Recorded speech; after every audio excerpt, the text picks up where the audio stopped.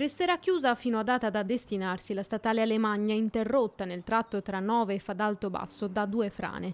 Oltre 3.500 metri cubi di fango e detriti, quelli scesi in pochi secondi dalla montagna durante il forte temporale che si è abbattuto nelle scorse ore sul Vittoriese. Guardrail divelto. Pietre e terra che sono arrivate fino al sentiero che costeggia il Lago Morto. Nel giorno in cui nella città si è svolto il primo consiglio comunale, la neoeletta sindaca Mirella Balliana ha prestato giuramento. Il vice sindaco e assessore alla viabilità ha tolto le scarpe da cerimonia e indossato quelle da trekking per andare a monitorare lo stato degli smottamenti. Il quantitativo di acqua caduta ieri in poco tempo ha causato questi due fronti di frana e quindi è molto probabile che non si sia esaurita qui, diciamo, la spinta a monte, ma che ci sia ancora del detrito pronto a scendere.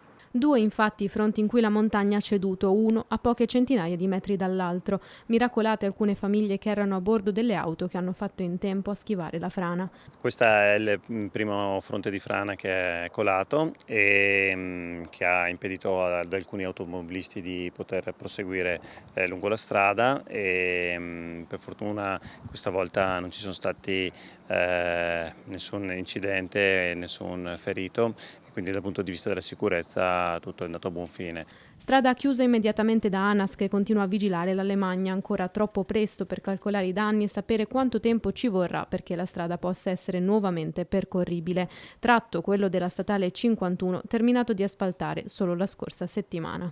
Quello che ci preoccupa è riaprirla il prima possibile, perché abbiamo centinaia di famiglie che sono rimaste bloccate fondamentalmente, che sono quindi costrette a prendere l'autostrada.